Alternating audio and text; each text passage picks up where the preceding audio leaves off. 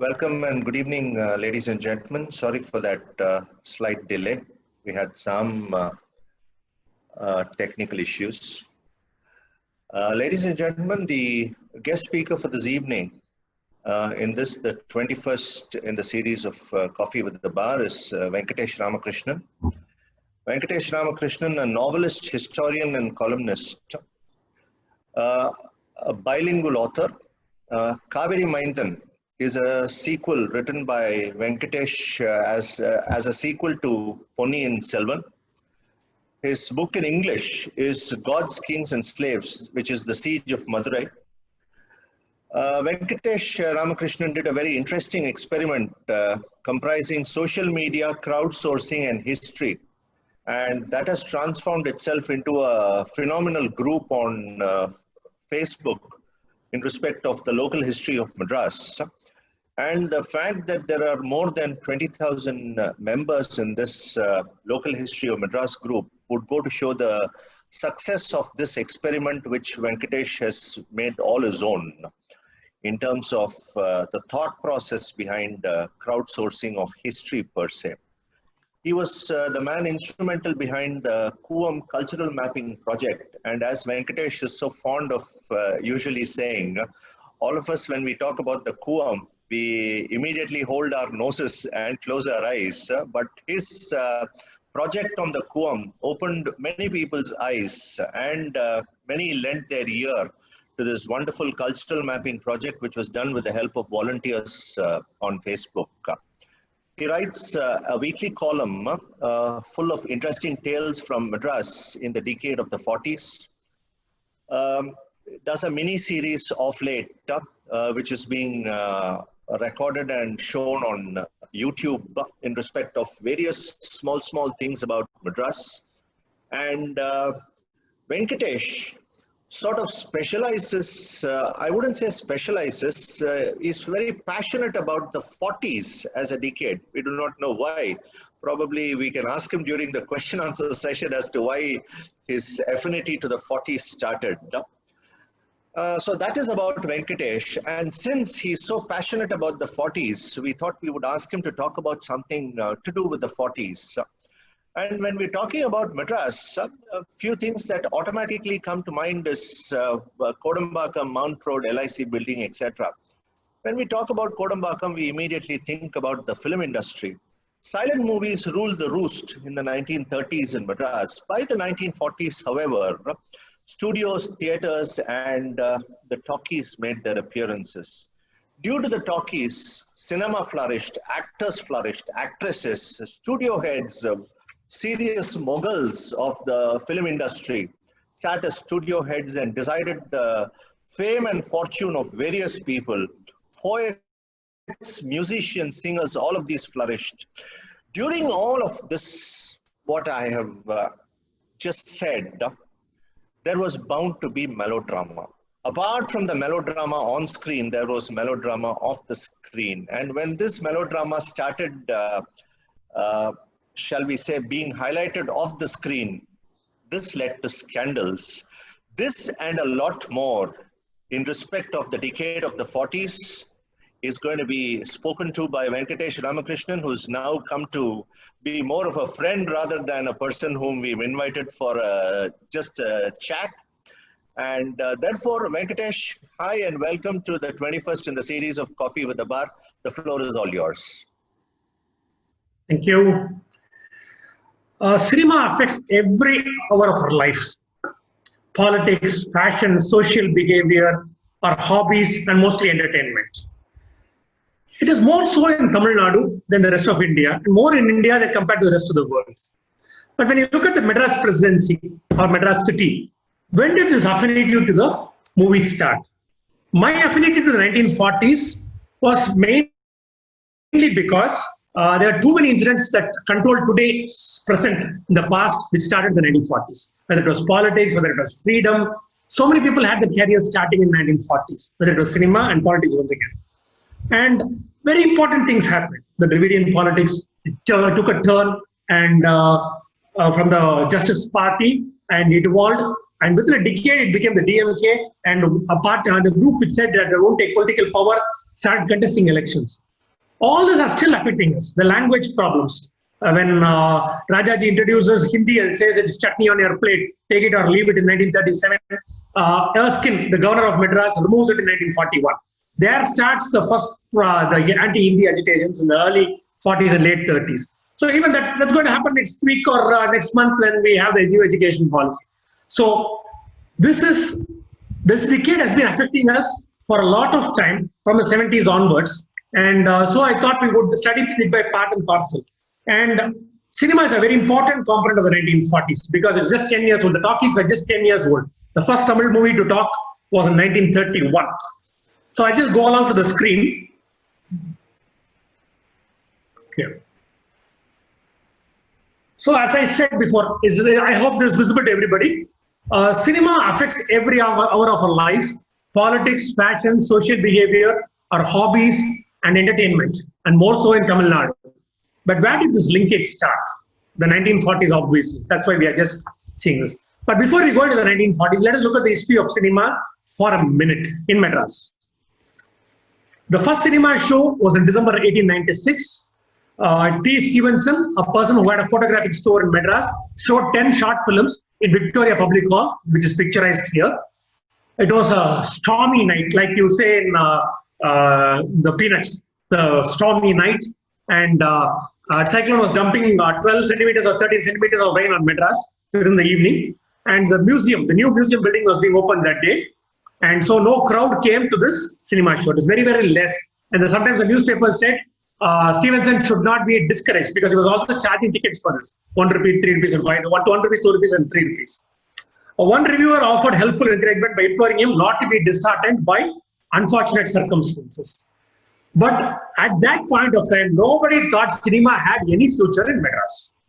So a very inauspicious start to a very auspicious industry. The initial ones were the 10 Pattakais, and traveling cinema shows started. Most of them were the Umay Padam that we called, the silent movies. There would be a divider in the middle. This is a little recent photograph, but this is more representative. There would be a divider in the middle with the river sand as the cushion for people to sit, and the ladies would be on one side and the gents on the other. Movies stopped in 1931 in Madras. Soon, confident of the entertainment value and the business sense, more concrete theatres started emerging. The first theatre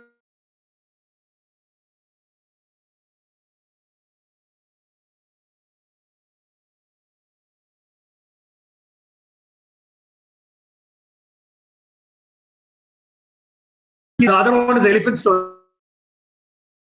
And coming in the 30s and 40s, once people started getting confident that this industry was going to survive. 1940s, as we know, started with a war.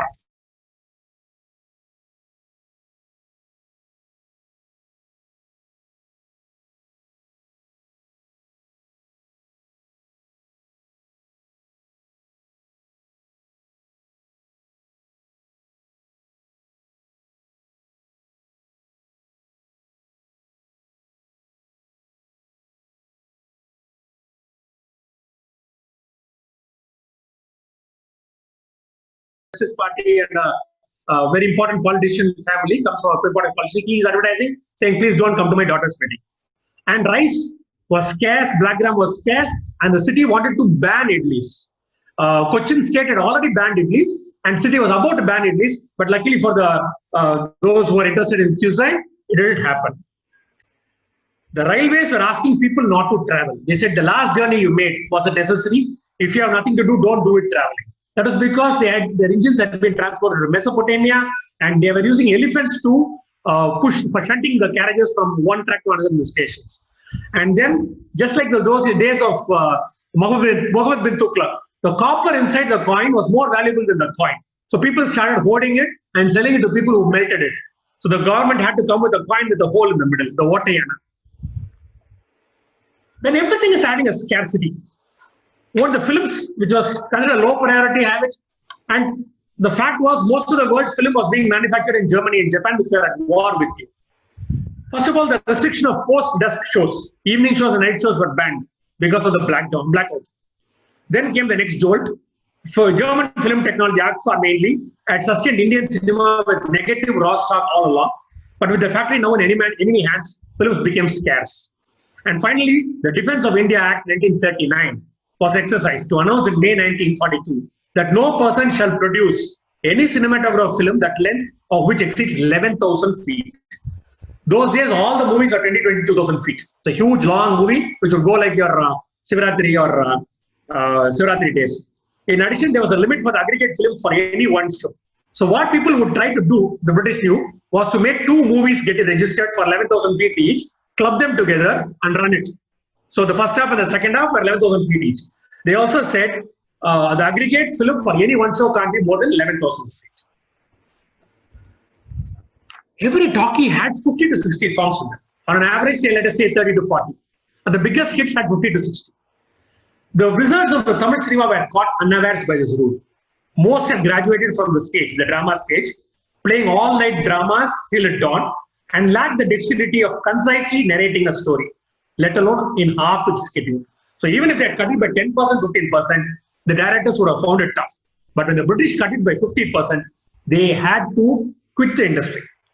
So Tamil films which had 50 songs on average had to learn the craft of telling a story crisply and had to turn to prose and dialogue. But this caused a big protest from the cinema industry. Film production dwindled considerably in Madras from 39 films in 1940 to only 14 films in 1943. So there's a battle of editorials. Even then, there were two groups. That's what I like about Tamil Nadu always. Whatever you speak, there'll be two groups. And there was a battle of editorials. Kalki Krishnamurti, the writer, would write in his magazine, the tempo of the storytelling would speed up. He was right, actually. He was one of the staunchest critics of the British government, but he unpredictably welcomed this restriction. Reviewing the first length restricted movie, he wrote, the length curve is the most constructive amongst the wartime rules. He even added, watching a cinema for more than 2 hours could be detrimental to the health of the audience. But his ex-boss, the man who had fired him from Anand Vigadan and the movie Mughal, S.S. Vasan, took a different view because he was also a movie producer. He was the head of the Film Chamber of Commerce. He labeled the decree as ruthless and fought tooth and nail to increase the limit to at least 14,000 feet. Vasan did an article in Anand Vigadan calling it an emergency in cinema in Anand Vigadan. But Kalki was not a man to ignore his gauntlet, geared up for the fight. Kalki had 10 pseudonyms. Kalki, Babulan. So he assumed a special thing, Tamil Magan. So the word Tamil Magan, which comes in later movies as Azhagiyya Tamil Magan, in MGR song and a Vijay movie, the Tamil Magan is first used by Kalki as a pseudonym. He says, is Gandhi in jail? Are the citizens hungry? Let it be. There is no imperativeness or time for all that now. Cinema footage is the weightiest issue in the homeland today. He was being sarcastic. We need to agitate for another 3,000 feet. Otherwise, there is peril for the nation. So Kalki used to write it in a very humorous sense. And these people thought that the British government was not bothered. They brought in an additional rule which said any big studio would have to produce one propaganda film for every 3 films that they produced. So the poster on the right side was produced by the modern theatres, the Burma Rani. Sundaram is that Japanese general character who has a Hitler mustache. So it's about a girl who comes from Burma and all that associated stories. But the main theme was how the British were winning the war.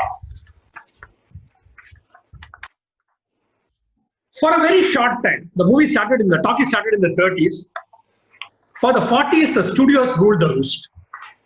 By 50s, once again, they went down. They were struggling for survival in the 50s. But 40s, they were the king. They were the gods who wrote the fate of millions in the industry. But even before this, when we talk about the film control, what happened, a lot of people's careers. Star-crossed artists seeking roles during those days first faced a dearth of them. Most actually missed their prime, got dejected, and deserted their passions. By the time the constraints were lifted, the prominence of songs had waned in audience preferences. Actors who could ejaculate fiery monologues were in demand, and so were scriptwriters, should be underlined. Former Chief Ministers Annadurai and Karunanidhi got their chances as soon as the war was over. But coming back to the studio culture, there were independent producers, there were independent actors who even produced movies, even actresses produced movies. Kannambal would produce Sarichandra, and MKT would produce a couple of his own movies. But then the dominant force of the late 30s and the 40s were the monolithic studios, just like Hollywood. And huge organizations with seemingly unlimited capital, very deep pockets.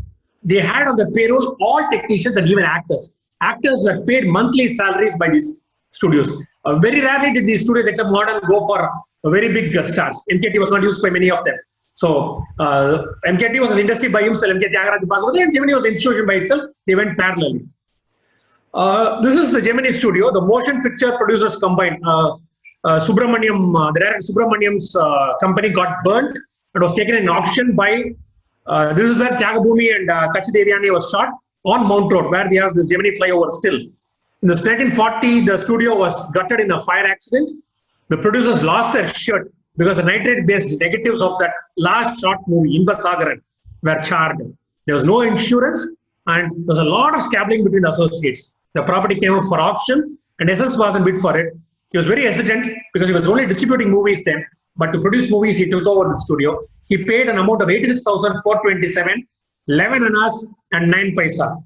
People always wondered whether it was numerology because he also named it Gemini Studio. There were rumors that he named it after a horse that he had made a lot of money on in the race course. But Gemini was the star sign of his wife.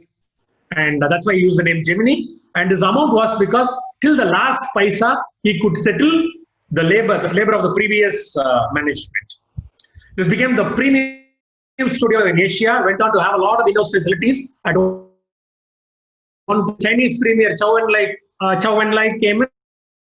He actually came in with Dalai Lama, and he would want to see this. Nehru would come to the studio. So anybody in Madras who wanted to see filmmaking would go to the Gemini studios those days. The most important element was the power that they wielded. And the studios that got into a cartel, 4 or 5 studios in Madras got into a cartel. And if you had the guts to fight against one of them, you would be unemployable by the rest. You would have to retire soon. So this beautiful actress was called Kanchanamala, was in one of the earlier Gemini movies. She fought with Vasan because he kept changing the directors of the movies. She refused to act with the new director, and she was thrown out of Gemini, and in fact thrown out of the cinema industry as well. Her career was finished. So Kanchanamala's career was an example for the other actors and actresses not to wag their tails before these monolithic studios. These were, of course, the other studios. AVM on the bottom right, then Vahini on the top right, and Modern Theatres of Salem. Once you had a studio, you didn't have to bother about being in a place like Kodambakkam or Mount Road. So you could be wherever you are once you had the in-house facilities. Modern Theatres actually used to run a hostel for the actors. Everybody would woke up at 4:30. They had to say their prayers, have their bath, and come for breakfast, and then come to it was just like an office. It was just like an office with an attached hostel. And these were the movie moguls: S.S. Vasan, A.V. Meyyappa Chettiar, and Anagi Reddy of Vahini, of course. The most powerful men of the then Bollywood, of the then Kollywood. So the first studio that we would talk about is AVM. He didn't call it AVM. He used to do it in the gramophone company's name, Saraswati or the Pragati Studios. And this palace was a haunted palace. South India was studded with a lot of zamins, many of them who called themselves Maharajas. And one of them was Vijayanagaram. And they built this palace or bought this palace and made it again in Mandavali Norton Road. So Norton was another famous lawyer, Norton Road. The Telugu-speaking Vijayanagara Maharajas maintained a pan-India focus. They made marriage alliances with all royal families in India. The Maharaja's brother, Vijayananda Gajapati, known in cricketing circles as Vizzy, was the captain of the Indian team before the official cricket started, the official test series started, of course. The Maharaja Alak Narayana Gajapati had married a princess from Himachal Pradesh. They fought like cats, and they went to court. And it was a very, very dirty story to be flogged in the public. But then a year later, the depressed Maharaja walked off the first floor and died. And the entire royal family abandoned the palace after stories spread of people having witnessed the king's ghost in the premises during twilight. So this palace was empty. A well-decorated palace with lots of chandeliers and Ravi Verma paintings was lying empty next to the Adayar Creek in Mandavali.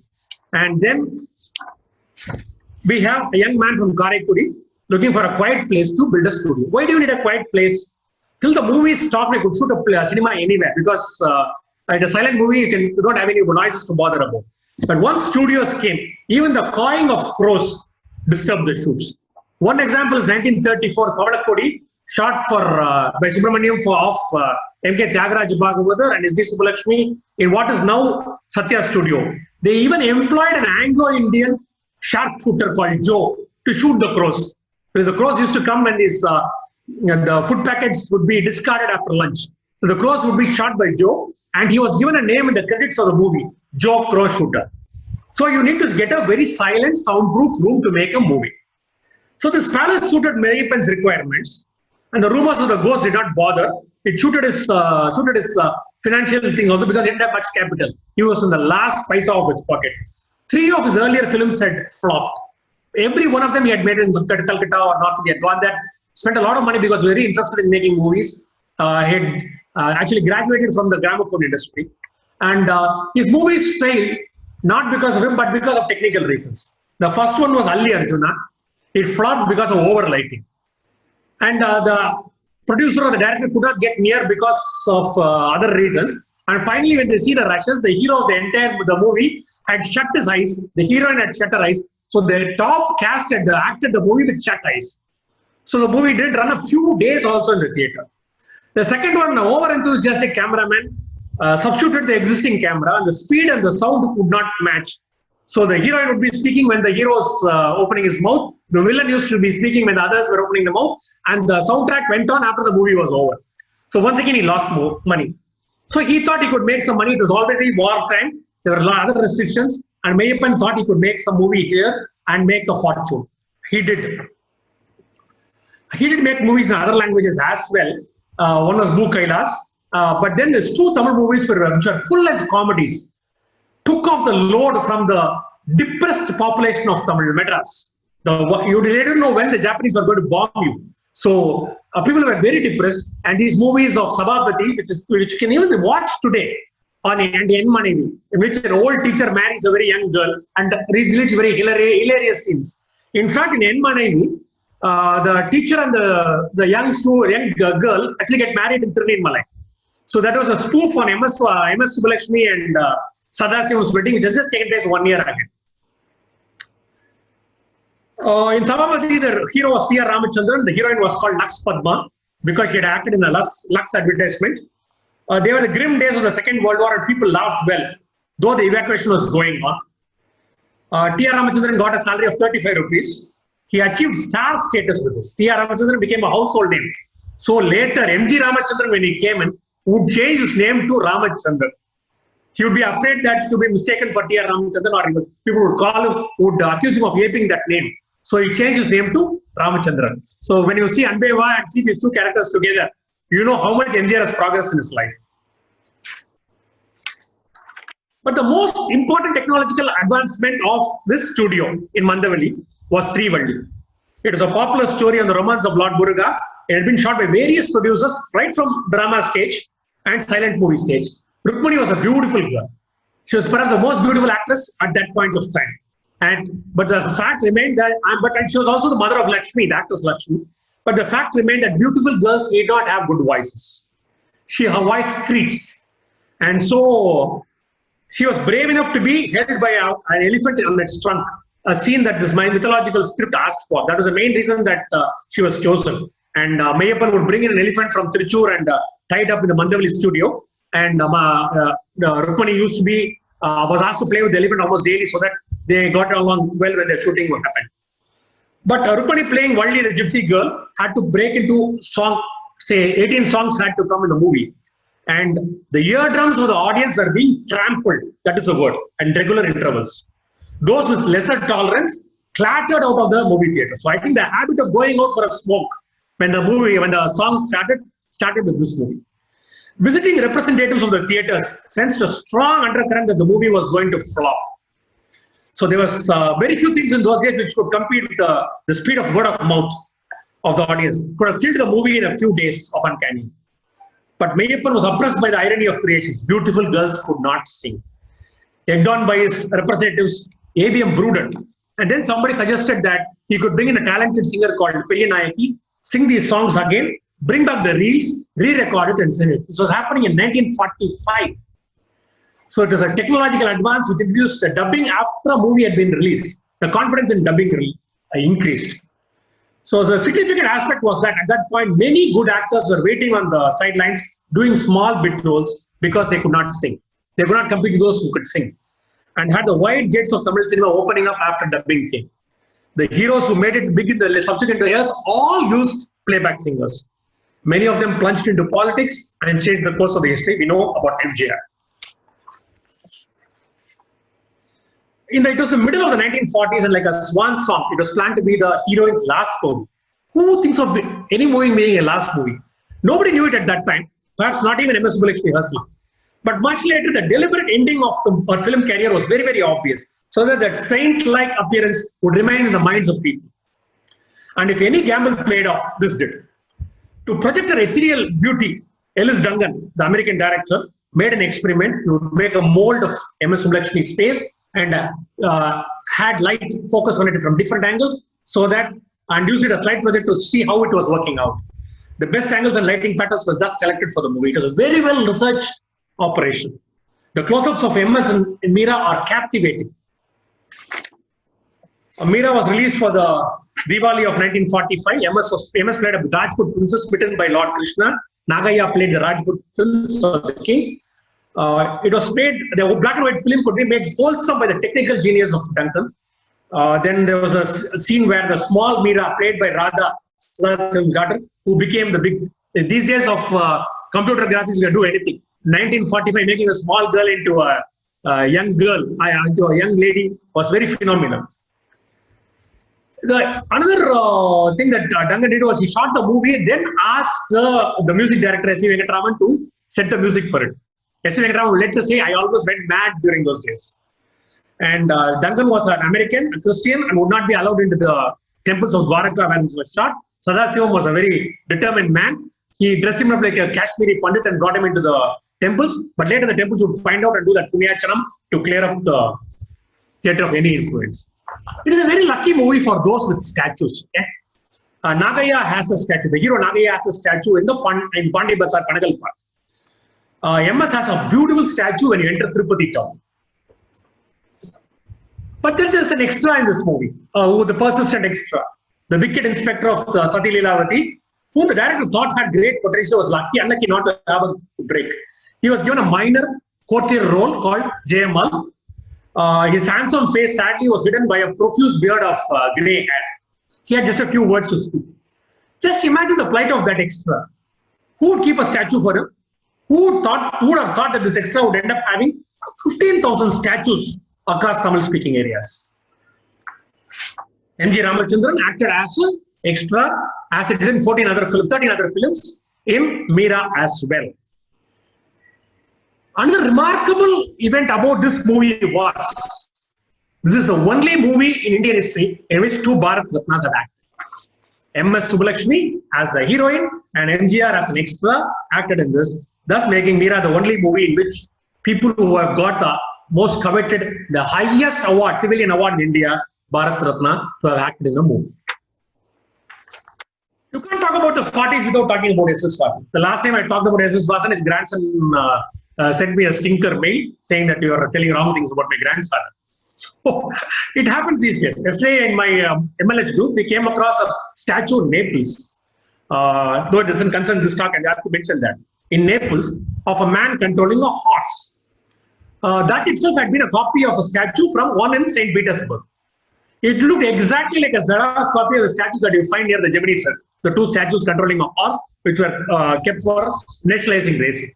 So once we put it on the group, we could even count the ribs on that man. The numbers were the same.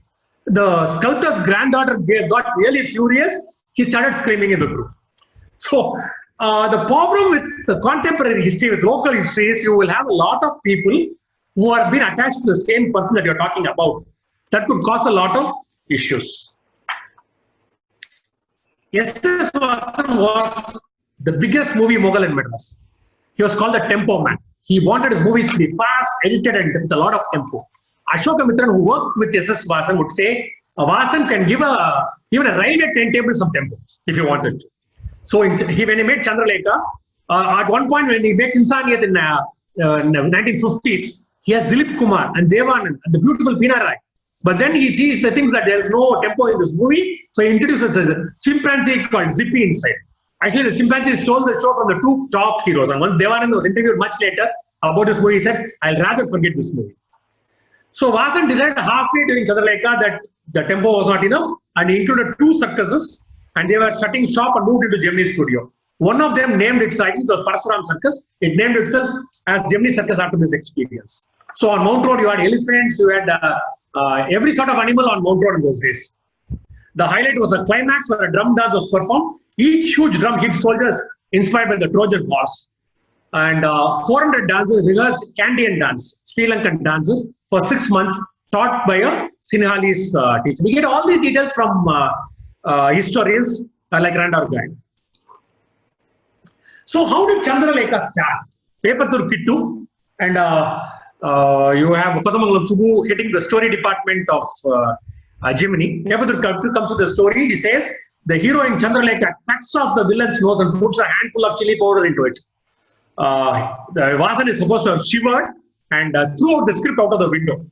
The disappointed writer was walking out when Vasan asked him, "What is the heroine called?" He said Chandralekha, which Vasan made a note of. The movie took 5 years. Vasan only had a name. He had already started advertising for the movie. He didn't even have a story. And when he wanted to shelve the story, they looked at a penny dreadful book. Those days they would get books for a penny, which used to have dreadful stories. They were called penny dreadful. Robert McCare, The Male Bandit by Reynolds. Pepathur Kittu saw the book and wrote this story. I would always call, though people would accuse me, plagiarism was the fountain of creativity of Chandralekha. In fact, in the 30s, when there was a court case about Pati Bhakti and Sati Leelavati, which was a story by S.S. Vasan, they accused S.S. Vasan of having stolen from the Pati Bhakti story. S.S. Vasan would get into the witness box and say, "I took this story from an English novel. They must have also done the same thing." So the case was closed. So Vasan would follow that for long. And Chandralekha was a story that was squeezed from that Reynolds story. It took 5 years to finish. Nothing was same from the start to finish. Vasan was known to fire people at will and whim. There is a very nice story about Vasan and Chitti Sundararajan, a famous writer of the Manikodi series. And it goes on in Tamil like this. Vasan would ask Chitti, என்ன பண்றேன்? நான் all India ரேடியோல வேலை பண்றேன். எவ்வளவு கொடுக்குறான்? 300 ரூபாய் சம்பளம் கொடுக்குறான். எங்கிட்ட வாய் 400 ரூபாய் கொடுப்பான். உடனே சிட்டி சுந்தரராஜன் will say, அவ கொடுத்துட்டே இருப்பாளே. So everybody knew that Vasan could fire at any moment. So Chandralekha took 5 years to finish. Nothing was same from the start to finish. Script, cast, budget, directors, everything changed. In a trade where mountains of cash diminished fast into molehills, even Mrs. Vasan's jewelry were pledged. The fantastic sets of palaces, moats, and drawbridges were not cardboard structures. They could withstand the weight of hundreds of horses galloping on them. The first dream girl of Tamil cinema, T.R. Rajakumari, was cast as Chandralekha. With her seductive eyes and sensuous lips, she stole the show. Audiences cried when she was whipped by the villain for not dancing. It was a scene that Vasan had picked up from Sivagami in Sabadam of Kalki. And Ranjan was the villain. He actually earned more appreciation from the audience than anybody else was remembered. There was a minor role, the hero's bodyguard, for which a struggling actor literally begged for. Vasan felt the actor had a spin tight and told the aspirant bluntly that he was totally unsuitable for films. The actor Shivaji Ganeshan struggled and got his break a few years later and stayed to rule the roles for 50 years. This is being contested by Shivaji's family these days. Randor Guide was writing about this point even when Shivaji was alive, of how he went to ask. And we always know there was a lot of friction between Vasan and Shivaji. They would make a film, of course, Irubuthirai later, but then there was a lot of friction. Chandralekha was released in 44 cinema houses in South India. It became the first film outside with a budget of over $1 million made outside the US. Of course, then we can't talk about the 40s without talking about the superstars. Mayavaram Krishna Swami Tyagaraja Bhagavatham, Pudukkotai Ulaganathan Pillai, Chinnaswamy. These two people were the superstars. They came in the nightmares of the producers and the fellow actors. They came in the dreams of the fans. So they dominated the decade, dominated the headlines throughout the decade for good or bad. Pudukkottai Ulaganathan, later P.U. Chinnappa was one of the top stars of the early decades of the Tamil cinema. He was a versatile artist with knowledge of several forms of martial arts. He did action sequence also, which MKT could not do. He could sing as well as fight. He was ranked only next to the superstar of the day, Tyagaraja Bhagavathar. When NKT was later arrested, a lot of his proposed movies came to PUC. But at one point, there was no control. People didn't look after their weight, people didn't look after their habits. P.U. Chinnappa would put on a lot of weight. He died at a very small age of 31 or something, but he would put on his weight. Kalki, in one of his very funny reviews, would say, P.U. Chinnappa is now P.U. Periyappa. So in Uttamaputhiran, adopted from the Man in the Iron Mask, Alexander Duma, it established the singing star, that is P.U. Chinnappa. It featured him in a double role, this making the first actor to do a double action movie. It was shot by Bodo Gutschwager, a German technician. There was a scene where the twins actually fought, that is the scene below, fought verbally and with a sword, making it one of a great challenge and rare scenes in Indian cinema those days. Then, of course, the real first superstar with nobody to challenge him. P.U. Chinnappa was 4-5 steps behind MKT. Introduced with Pavalakkodi in 1934, he would make a handful of films, 14 or 15 films over 30 years, 25 years, but still would be the numero uno. He was truly the man who made Tamil industry what it is today. He gave a string of hits, made his producers millionaires. When somebody made a movie called Chintamani, he could build a theatre called Chintamani. When they would build a textile mill after from the profits of one movie. It was so visible that movie was a profit-making industry. Producers flooded this industry with their very deep pockets, and MKT was responsible for giving them the confidence. Though everybody didn't make an MKT movie, he gave the confidence that films could make millionaires. MKT had given several movie hits which identified confidence investors. His golden voice reverberated throughout Tamil-speaking lands. His flamboyant style, daring scenes like kissing the heroine, and storylines with Devadasis and dancers made it very popular. In fact, in Pavalakkodi, there was no kissing scene at all. And on the will, just when he had to say goodbye to the sleeping heroine, he would kiss her on the cheek. The heroine would wake up with a show of annoyance. So there are not enough censors to control all this. If you talk anything about His Majesty, the censors were active. But then MKT got away with it, and his movies became very, very popular. His was a golden voice. Kalki in a review would rate his songs better than Ariyakudi. He would say, I was in Ariyakudi Kacheri, I was feeling bored, so I went and saw Chintamani movie. It is Kalki in the Kalki magazine, or ideally it was Anand Vigadan magazine. And Kalki would always speak of a rickshaw man who was fully drunk and sing all the Chintamani songs in the midnight near his house. It was the closest that the Carnatic music came to the common man. With the absence of MKT, Carnatic music went back to the few people who still enjoy it. But at that point,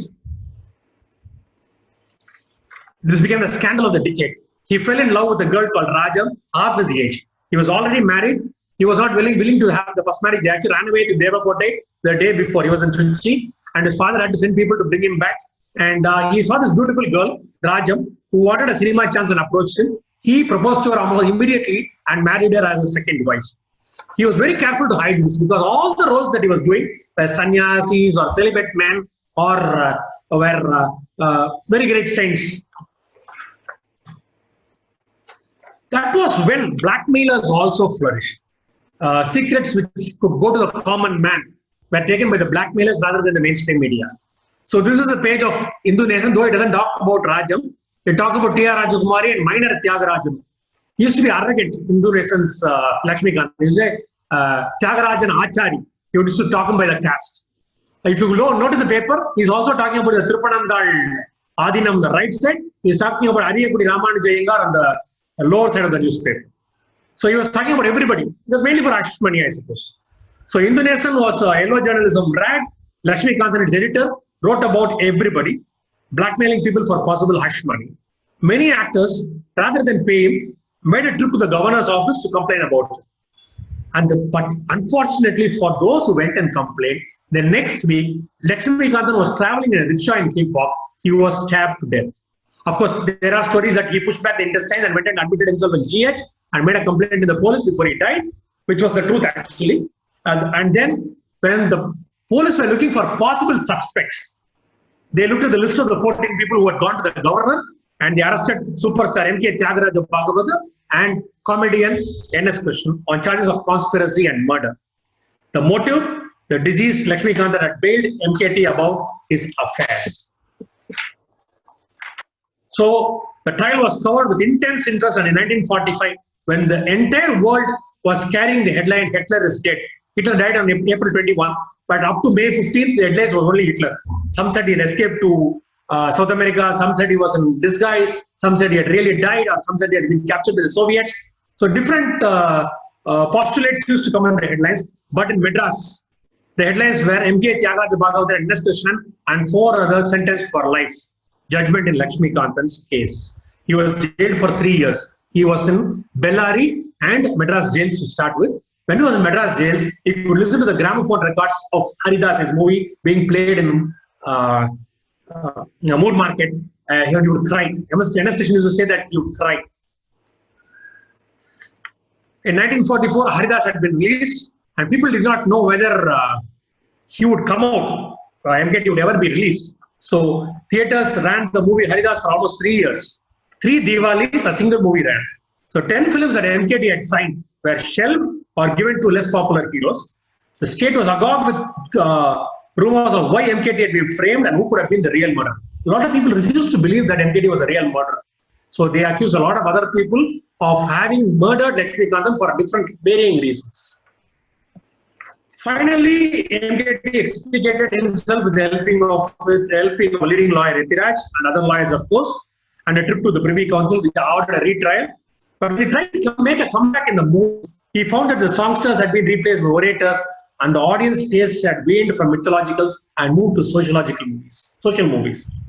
But he was determined to make it big. That's the biggest weakness in most actors. They think they're still good, so invest up to their last paisa and pledge up to their last property to continue making movies with themselves as heroes and lose even what they had. So he died almost penniless. He died a poor man. There are, of course, postulates that he was never poor when he died, but of course, he lost heavily by the movies that he made after that. He had a mustache. He tried to do fight scenes. He tried to pull a rickshaw. In all the movies after that, there are photographs of all of that. But then none of them clicked. But this acknowledgement in the bottom left is M.K. Tyagaraja Bhagavathar thanks his friends and well-wishers for the congratulatory messages on the occasion of his acquittal and regrets his inability to respond to them individually. So when he came out as a hero, he had much to look about. One nice first-person account that we have is he was making a movie in Pune in 1948 when Gandhi was killed. MGR and Janaki's love started there. So when Pune was a headquarters of RSS and the right, so when Gandhi died, there were a lot of riots in Pune. The people in MKT's troop give us a lot of first-person accounts on how Pune suffered during those days. One hero I would like to talk about in the 1940s was Ranjan. Right from the early years, there had been an endless stream of heroines who migrated from Tamil to Hindi and made it very big. Very few heroes went up to the end. Randa Kanun was the hit.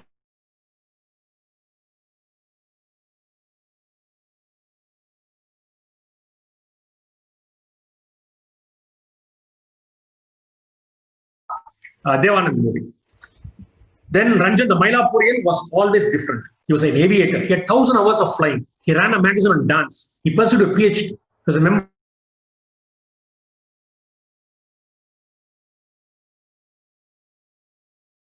of the family. His brother was an architect who designed the RBI building and the university centenary auditorium building.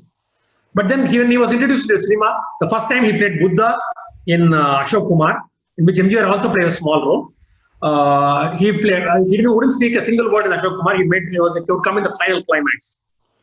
But his actual debut was in Rishi's Finger, and Jiten Banerjee, who thought he looked like a Bengali, would change his name to Ranjan. But he was a BA, and those days most actors were graduated from the drama stage. So Ranjan was very, very proud about his degree. So he would always say Ranjan BA in the credits. He insisted on that. He would also act as Narada. Those days Narada had to walk on a wall with the clouds painted on the back and a fan making up for the cosmic wind. A lot of Naradas are supposed to have fallen off from the wall, but Ranjan did not. But finally, why didn't he click? Why didn't he become a very big hero in North India? You can take a man out of Mylapore, but you cannot take Mylapore out of a man. That you know. Everything would change, but your accent will not. Even Ranjan's accent in Chandralekha would be criticized or memed much later. In fact, when the hero threatens him with a sword at his neck, he points at the trumpeter and said, "Iva udina, ava varuva." So that became a very famous meme. So I don't think he could succeed in Bollywood because of his slang. There was no dubbing for him right then. So, but anyway, he settled down in Bandra and spent the rest of his life there. And remains a very faint memory in Hindi cinema, though he acted in 15 movies in the 50s and 60s. And the most important actor to make a debut in the 40s was M.G. Ramachandran. M.G. Ramachandran, as he was called, had done only insignificant roles in 14 films. When Jupiter Films decided to make a movie directed by A.S. Sami, it had magic, invisible men, flying carpets. There was an unsympathetic villain and a seductive vamp. So it had a masala for a movie to become a hit. They thought about P.U. Chinnappa and T.R. Rajakumari, and they couldn't get the call sheets.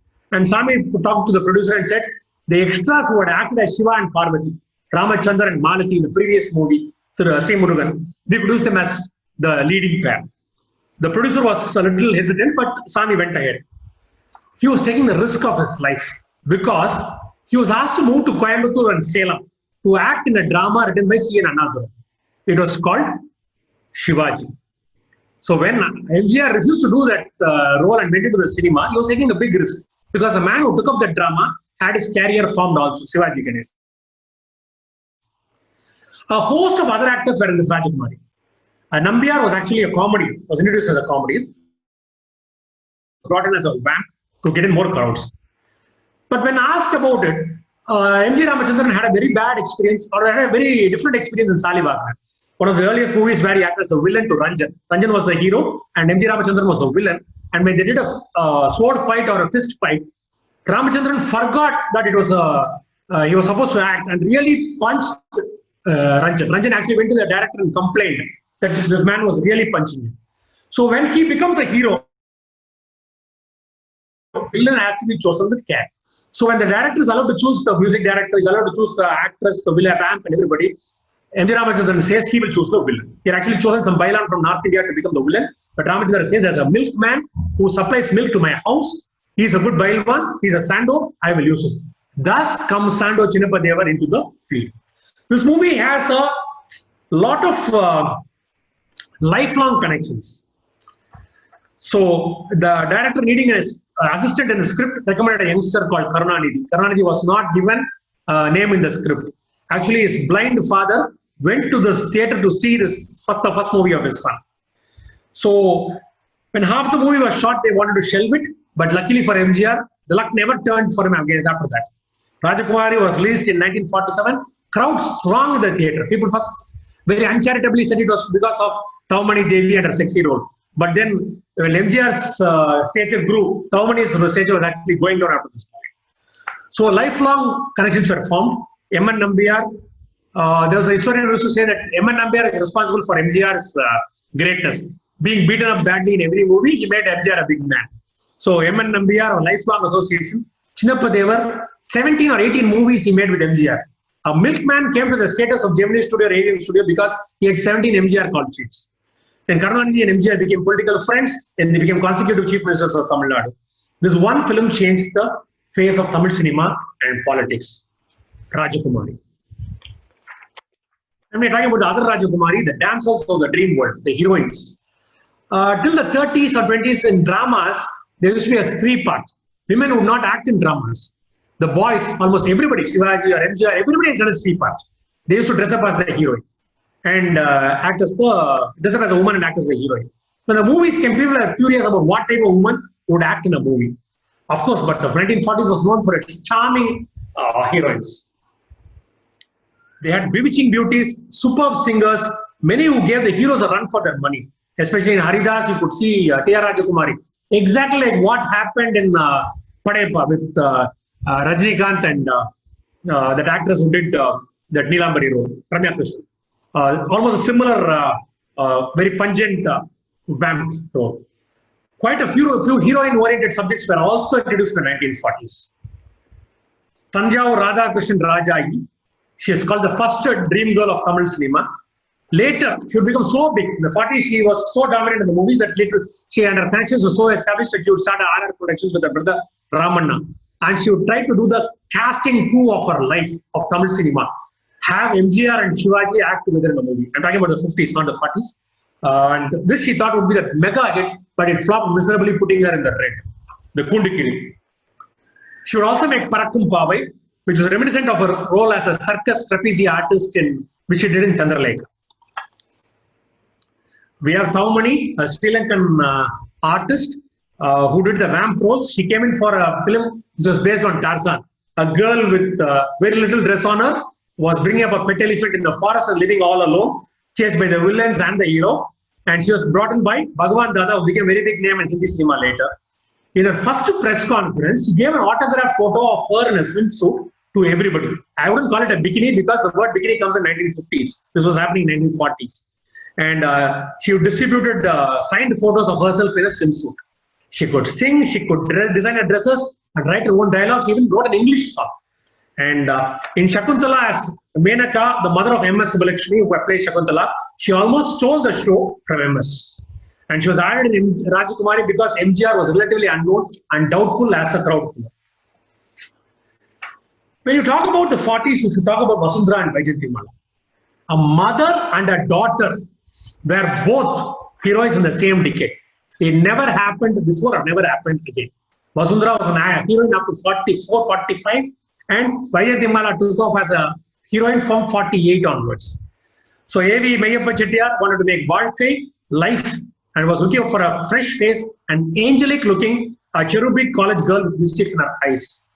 So a story writer recommended a girl who was dancing that evening in Parthasarathi Sabha in Gokhale Hall. So he went. He was doubtful when he heard the girl was only 13 years old because he thought she was too young for that role. But then when he saw the girl, she was very tall. In fact, she was taller than the hero, T.R. Ramachandran.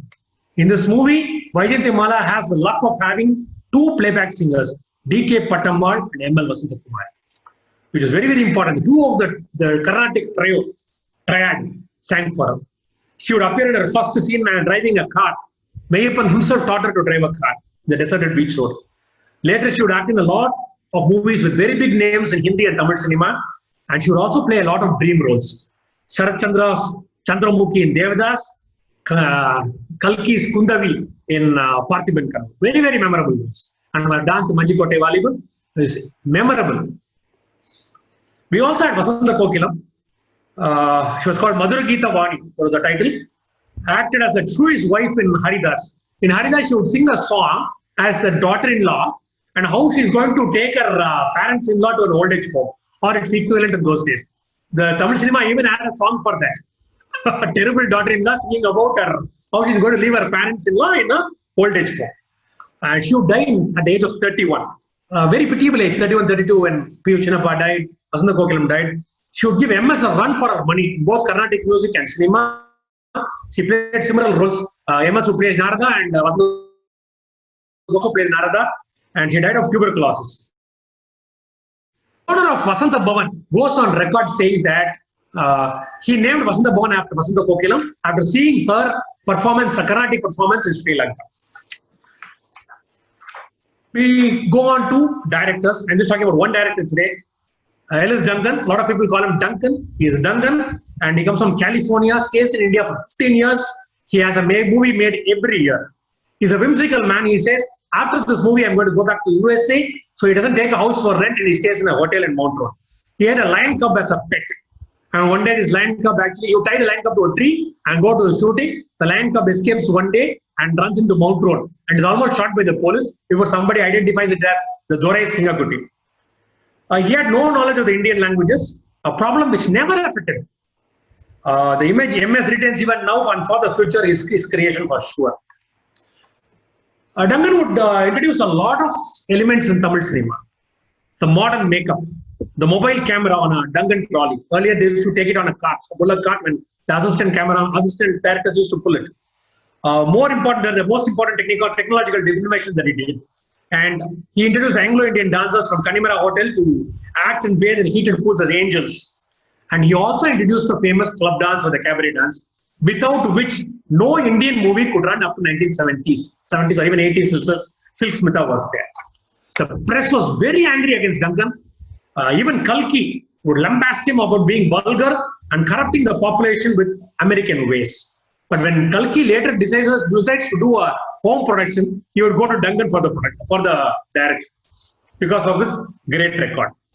Duncan's 15 years laid the foundations for many actors and even one scriptwriter whom he worked in his last film, Mandri Kumari, M. Karunanidhi. He went a long way. In a time when the movies were not very well organized, there were a lot of overlaps. Different producers were doing the same story. This happened in the 30s also. We used to have Sarangadhara and Navina Sarangadhara. We used to have Pati Bhakti and Sati Leelapati, which had the same story, taken from the same play.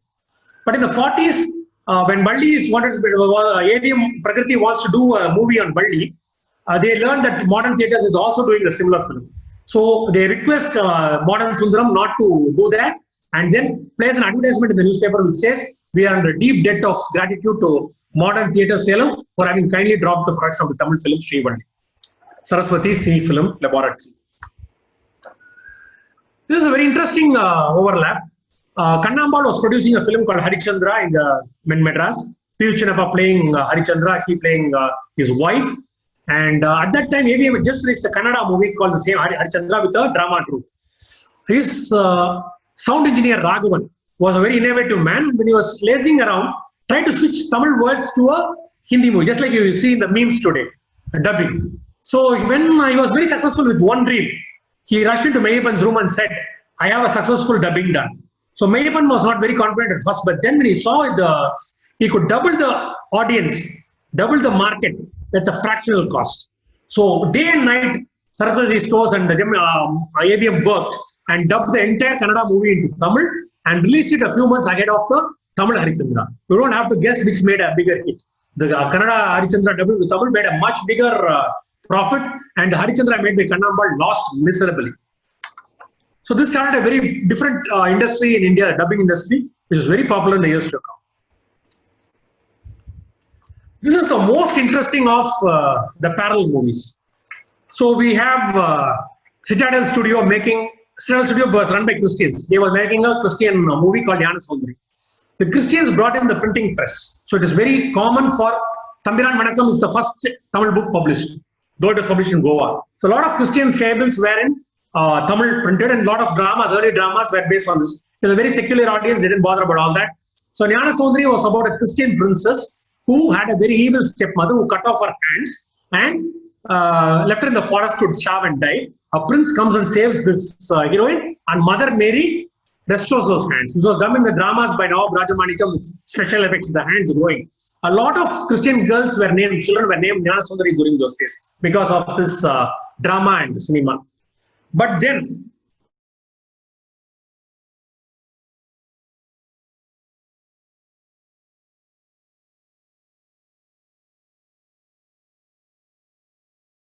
in the Citadel Studios, Jnana Soundari, which was running in the theatres. And he said, we could make it a better thing. So Vasan is convinced and they make a Jnana Soundari. But we'll have to realize that the entire writers group of Gemini were a Mylapore.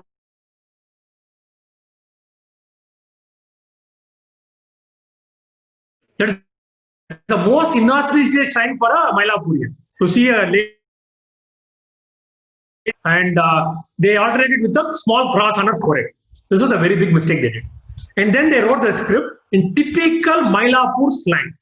So Mother Mary, Jesus Christ, everybody speaks in Ava Vandala, Iva Bonala, like that. And this was a Christian audience majority. People who are not very enthused to listen to Mary or Jesus speak in Mylapore language. So within the third day, the audience was furious. They rushed onto the screen, tore it, broke the chairs, and a fearful writers group went back to Vasan to report what had happened. And Vasan said, let's get back the reels and let us burn them, and nobody talks about this to me again. So when many days later, this was a time when Kalki had started learning about the other classes in Tamil Nadu, about the counters, about the Nayakars. Other writers were moving into non-Mylapurian, like for example, if you had Ponniyin Selvan or Sivagami Sabadam, most used to talk in Mylapore slang. So that was vanishing. And Vasan was the last to realize it. But when he wants to write a novel series in his Ananda Vikadan, he brings back Kottamangalam Subbu, who is responsible for this debacle. and tells him, you write a novel without a Brahmin character. So Kothamangalam Sobhu comes up with a masterpiece in which only the one character, the Vaidi, is a Brahmin, Tilana Mohanamma. So that becomes a mega hit when Basan starts experimenting, and the origins of that story lie in this movie. Of course, we have to look at other people who were involved in this. K.B. Sundarambal. This was about the politics and cinema. K.B. Sundarambal was a Congress activist along with S.G. Kittappa, who was her husband. They were influenced by the Indian independence movement and Indian National Congress. She acted only in one movie in 1940s, but she harnessed her popularity for the freedom struggle by mainly gramophone records. She made a lot of gramophone records, even about Kamala Nehru, about Motilal Nehru. She made about a lot of these records. And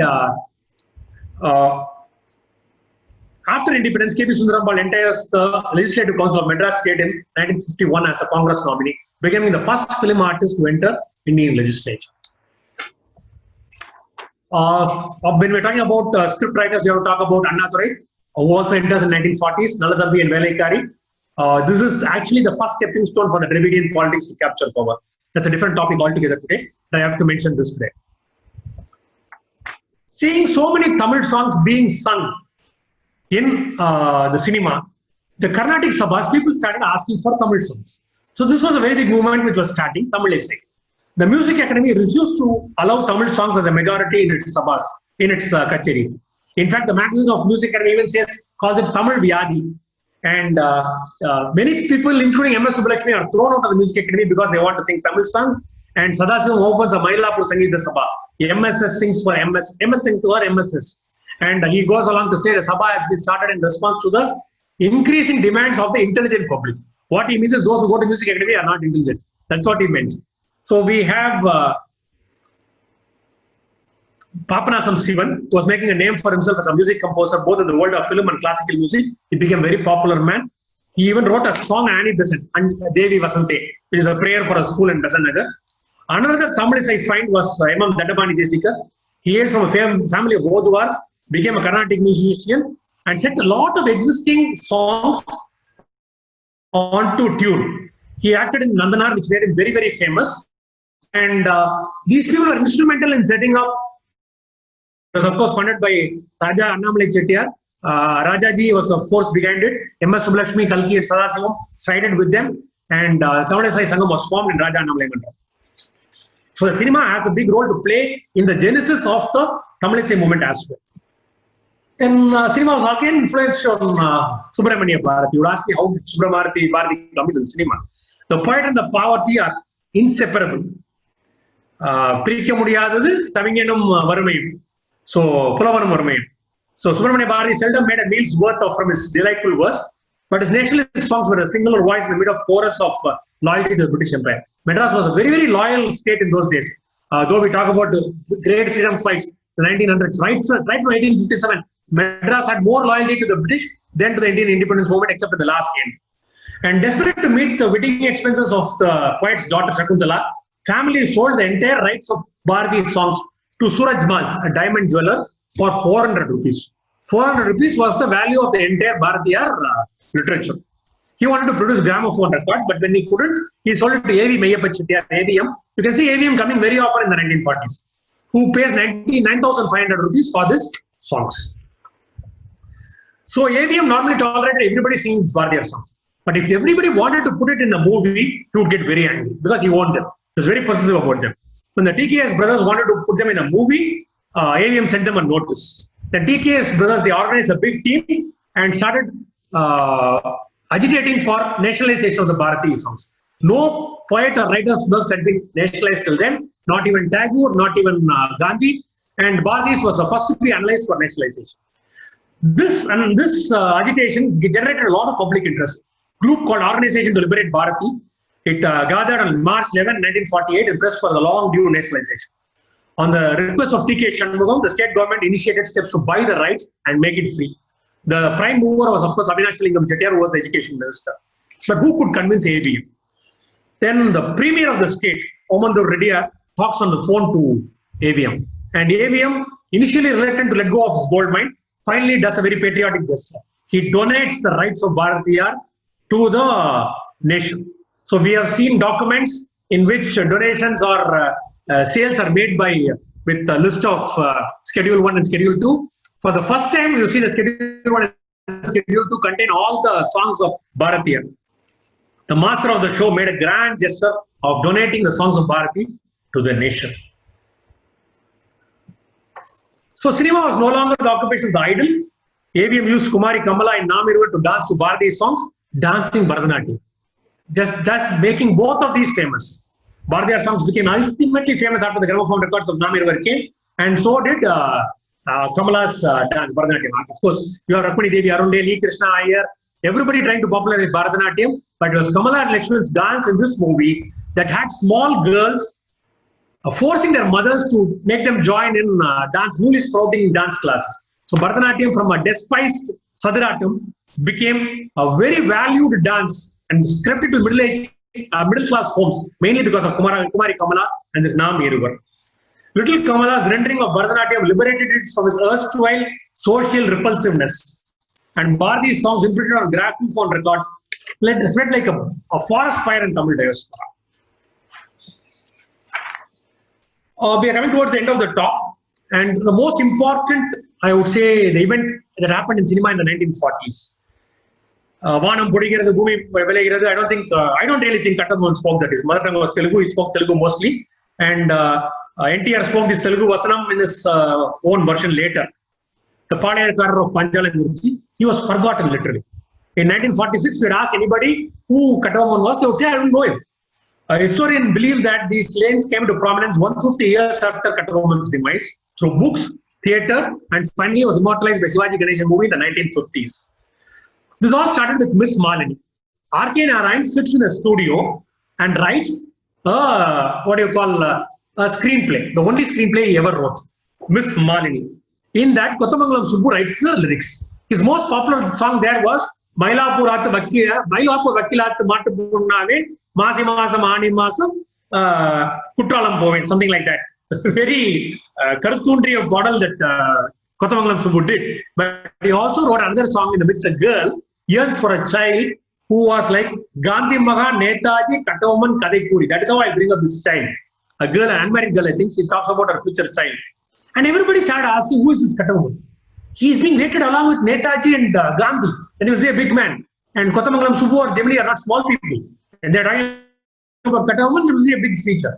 So everybody talks about Kattabomman. And that is when Maposi writes his book on Kattabomman. The market is flooded with versions of the freedom fighter. Most of it was fiction. I'll be very factual. Most of it was fiction. And I would sincerely believe that Pantulu and Shivaji Ganeshan, by making that mega movie, pushed a lot of bigger freedom fighters like Mardu Pandya or Pulithevan. Pulithevan was blown from a cannon 50 years before Kattabomman was even hanged. And Kattabomman was not fighting the British throughout his career. There are different versions to this, but this is what I believe. And Kattabomman's family had been paying the tax regularly for 16 generations before Kattabomman refuses to pay them.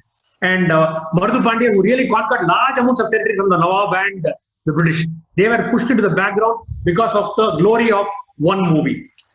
And that is the power of the movies. Cinema about a lesser known freedom fighter can push the real freedom fighter to the background. And this is the last slide. And when we are talking about feature films, we also have to talk about documentaries. A.K. Chettiar, trained in photography in Tokyo and New York, he starts a company called Documentary Films Limited. When the world of cinema in India was struggling to survive, he made a documentary. Who would watch a documentary when we were giving a movie with 50 songs? So Gandhi was, the target of the movie was Gandhi, Mahatma Gandhi, the prophet.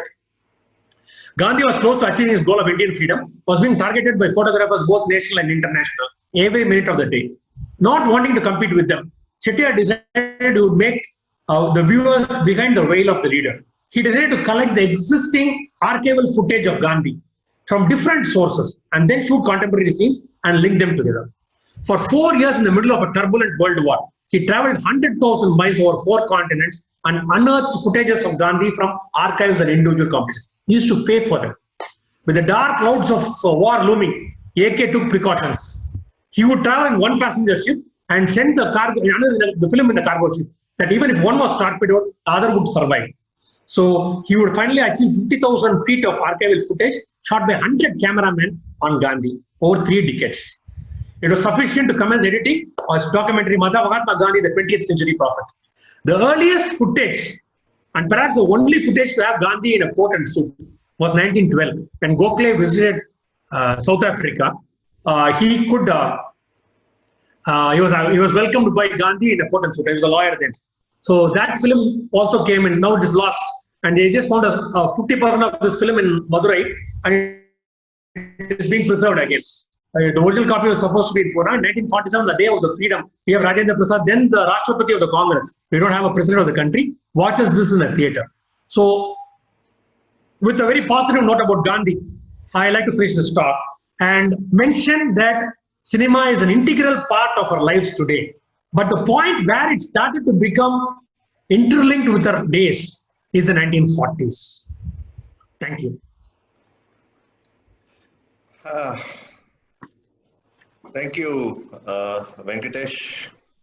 There's a lot of things, starting from the first superstar. Most people think that Rajinikanth is the first superstar, but all of us, people who are into quizzes and into trivia, know that MKT was the first superstar of probably Indian cinemas, starting from the early 30s with Pavlakodi. And very surprising, you've taken us from MKT to MK to MGR to MSS. Is there something about the first starting alphabet of all these people? It always goes with the M. So with all these, and you've managed to stoke up enough, I won't say controversy, enough controversial inferences. So I'm just trying to put it on record. I hope my voice is clear. I'm just trying to put it on record to everybody watching that I had nothing to do with the content of Venkatesh. So this was, the amount of trivia that you gave, the amount of history that you managed to source, so whether it is through crowdsourcing or by individual efforts, I'm sure all of us doff our hats to you, and thank you very, very much. It was incredibly good. I do not know whether it is not one of our usual sessions where you delivered a lecture and people want to ask you questions. But if anybody want to ask any questions other than the controversial ones, you're of course free to ask in case anybody is desirous of posing any question to Venkatesh.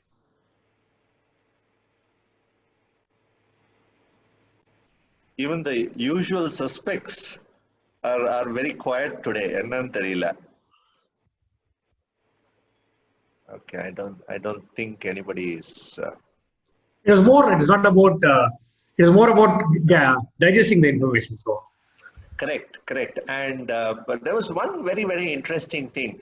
Not too many people know that you're also from Devakote. Yeah. Okay, is there any coincidence in the fact that when MKT ran away to Devakote, is there any coincidence? Devakote has a big history with movies, producers. AVM, in fact, during the World War, moves to Devakote Rasta, though he calls it Karaikudi. He has a studio and his Vedala Ulagam is made in Devakote. Devakote was the second electrified town in Madras Presidency. Tamilisai had a big start in Devakote. In those days, we had a court there. A lot of lawyers may be interested. A lot of your archives would have cases from Devakote. So very big. It was a Zameen and a lot of industrialists, movie makers. We had a Kandasashti Vidra, which happens the day after Diwali, in which every top Carnatic musician used to come and sing there. We used to have kacheris by Ariyakudi, MS on subsequent days. 7 top musicians singing in a small village. That was full of patterns. Okay, but since you've managed to do this crowdsourcing so well, plus added to your individual efforts, since there are quite a few lawyers in this particular Zoom meeting, have you done anything on either lawyers or in the High Court exclusively? No, there are enough historians in Madras to talk about lawyers of Mylapore, lawyers of Egmore, the 2 groups which organize the Congress. And I concentrate on the people of one particular sector, the 40s. So I don't come across much of lawyers, though of course we talk about Krishnaswamy Iyer, in regard to the coronation of 1911, when he writes this, when he ensures that Lakshmi Suri writes 100 sons the appointment of George, the Emperor George, but not too many lawyers. I haven't worked on lawyers crowdsourcing. But the point with crowdsourcing, I'd like to add one point about it is, you would not have studied about Madras or Kumbakonam or Trichy in your history books. You would know more about the Greeks, the Romans, the Mughals, the Cholas than what happened in your next street. So local history has to be generated only by crowdsourcing. We all have to get together and find out. Because this is a subject which can never ever, because logistically, a book which is being published in Madras or a book is being published in Delhi, a history book for the school student, cannot have details about everybody. We have a common syllabus. So local history has to be a self-driven venture. So that is why it won't succeed much in other fields.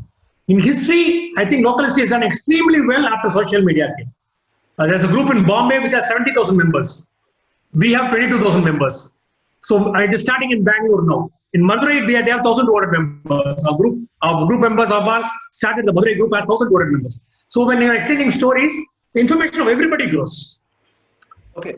Now, there's something that, a lot of people will be a bit curious about, which is your Madras local history group. I'm sure people will keep checking it out on Facebook, etc. Could you just give us a brief of, what it is and what you guys are focusing on? It's become too big for individual focus. We have 20,000 members. We have at least, we get average of every post being seen by 5,000, 6,000 people. So every day we have 10 or 12 posts, very rare photographs, very rare paintings. We have some excellent collectors, people who go to auctions, international auctions to collect only Madras stuff. Madras paintings and shipping logs, people who collect that, people who collect cinema information, posters. They all are very good enough to post, even if they have it as a personal connection, they post it on the group for other people to enjoy as well. And I may not be a collector, but I would love to enjoy a photograph of a painting, which I may not be able to afford individually. So, and people share information. So when we put up a point for debate, sometimes it goes into controversy, more often recently, but then we start to get a lot of it. I'll tell you one thing which started. We were doing the Adayar River. And when we did the Adayar River, there was not too much information because it was only 32 kilometers. And then somebody said, let us talk about the biography of people who lived next to the Adayar. So we talked about M.G. Ramachandran and M.S. Subbulakshmi. M.G. Ramachandran படத்துக்கு போய் whistle அடிச்சவன் M.S. கச்சேரிக்கு போய் பேஷ் சொல்லிருக்க மாட்டான். M.S. கச்சேரிக்கு போனவன் எம்ஜிஆர் படத்துல போய் தர டிக்கெட்ல உட்கார்ந்திருக்க மாட்டான். They are poles apart. But once when 1,000 people discuss this, they realize both have very similar birth dates. Both were born in 1917 and both had Bharat Ratnas and both had acted in Meera. The point that I used in Meera was one way that we got by crowdsourcing. So unless you have 20, 30 people discussing this, everybody knew. One knew about the Meera movie, one knew about the Bharat Ratnas, one knew that both MS and MJR had lived on the banks of the Adayar. So when all these three people got together, they got a fact. A phenomenal fact in the history of Indian cinema. No other movie has two Bharat Ratnas acting. So that is how points generate. The crowdsourcing. So Madras Local History Group, we don't restrict anybody unless they are controversial topics. Most of them are allowed to pass, and there are also lots of repeats. The same photograph gets repeated over the years, but we don't delete them because a new member would be able to see this rather than go through the archives. So in principle, we don't delete them, and further discussions come in, and a lot of people can gather information about Madras.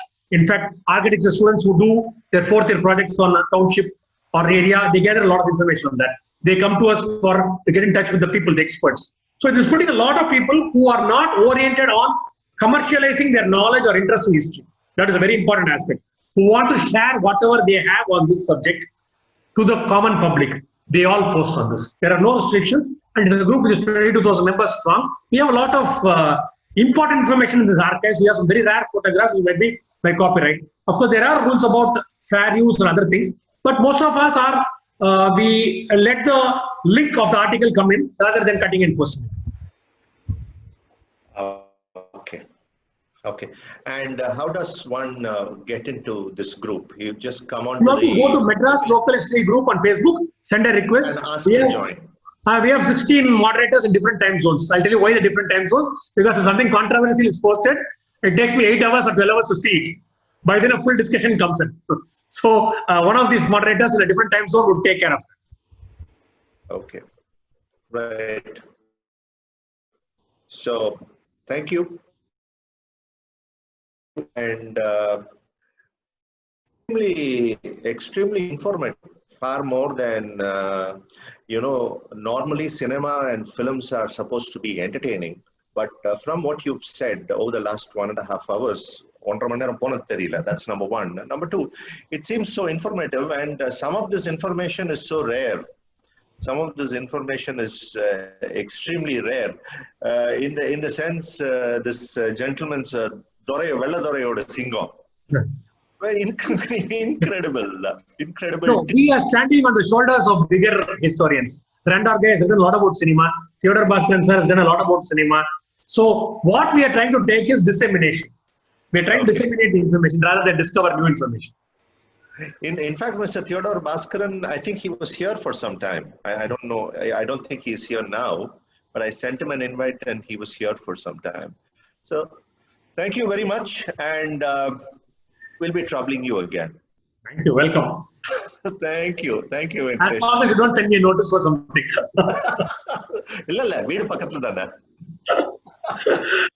Thank you. Right. Thank you. Right. Bye.